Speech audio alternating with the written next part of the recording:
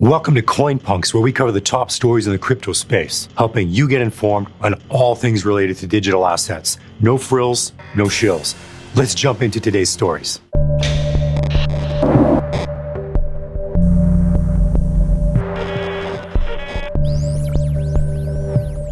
In our top story, Alex Mashinsky, CEO of crypto lending platform Celsius, says he's standing by his prediction of Bitcoin ending 2021 somewhere in the $140,000 to $160,000 range.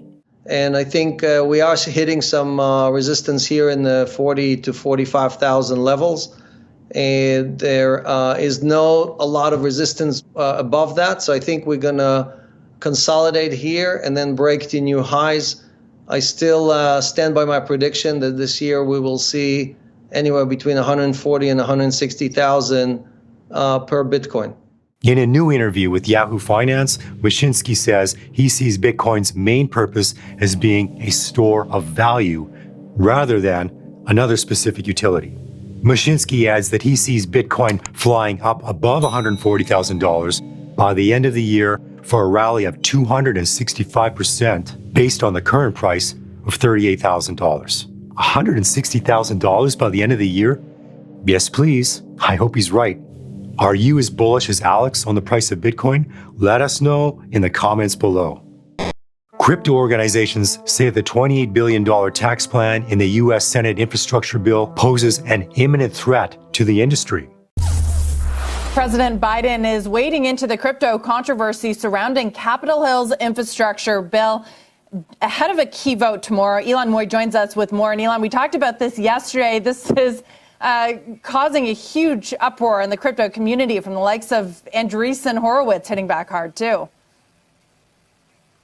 Well, that's right, Deirdre. And now I'm told that Treasury Secretary Janet Yellen has personally reached out to Capitol Hill to express concern about changes to the requirement that cryptocurrency brokers report more information to the IRS. A bipartisan group of senators, Democrat Ron Wyden and Republicans Pat Toomey and Cynthia Lummis, wanted to make sure that crypto miners and software developers were specifically carved out from those rules. But the White House took a different stance, instead backing a more limited amendment that only exempts minors. That was sponsored by Democrats Mark Warner and Kyrsten Sinema and Republican Rob Portman. Now, the White House said it believes this provision will strengthen tax compliance in this emerging area of finance and ensure that high-income taxpayers are contributing what they owe under the law. And the industry, as you mentioned, is up in arms. The Blockchain Association said that leaving out software developers is anti-technology, anti-innovation, and disastrous for the U.S. crypto ecosystem. And Senator Wyden is not backing down despite that opposition from the White House. So right now, the Senate is at an impasse, and it's one of the reasons the vote on infrastructure is getting dragged out all the way until tomorrow, guys, as negotiations do continue behind the scenes. Back to you. The problem with this specific bill is that the bill is very, very opaque when it comes to some of the intricacies around cryptocurrency.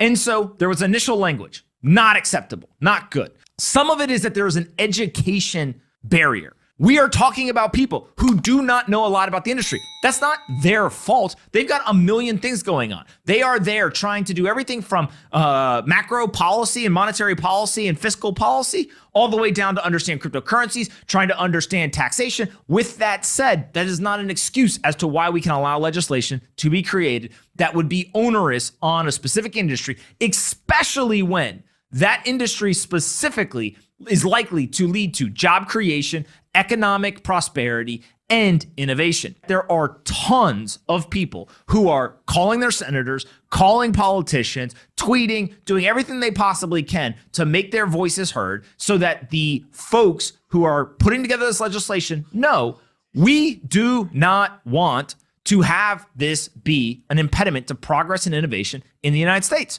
That is not what this should be intended to do. And so the only ask that I have of you is that you can call your senator and tell them, hey, I am in your district. I vote for you or your opponents.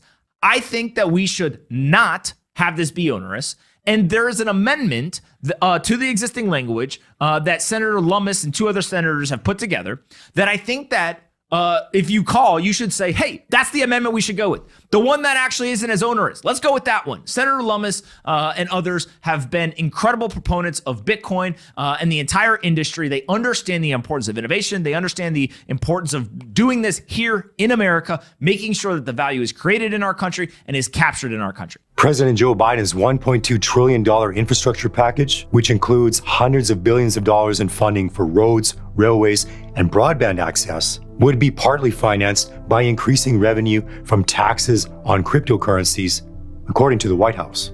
The Senate bill last week added new rules for crypto trading firms and brokers. They'd have to report additional information about some transactions, including those over $10,000. What are your thoughts? Are you on board with the government's taxing crypto assets? You know what to do. Drop a comment below. As you've probably heard by now, unless you've been living in a monastery or perhaps under a rock, El Salvador is the first country to implement Bitcoin as a currency on the planet. But more importantly, well, maybe not as important, the US fast food chain Quiznos is set to begin accepting Bitcoin payments. This will roll out through a new partnership with Bakkt, a digital payments provider. According to a press release, the Pay with Bitcoin in-store pilot is set to debut at select Quiznos locations in Denver, Colorado later this month. Customers who use the Bakkt app to purchase their meal with Bitcoin will receive a reward of $15 worth of Bitcoin. Not bad, not bad. Bakkt's Chief Revenue Officer Sheila Zelman stated, "We will closely watch how this pilot performs with the potential to expand the partnership to additional Quiznos locations across the country." Reporting from Cointelegraph, crypto exchange monster Binance announced a partnership with Alchemy Pay to enable peer-to-peer crypto payments at over 2 million global merchants through its payments application, Binance Pay. Users and merchants will be able to pay and accept payments using 40 supported cryptocurrencies such as Bitcoin and Ether in 18 countries where Alchemy Pay operates.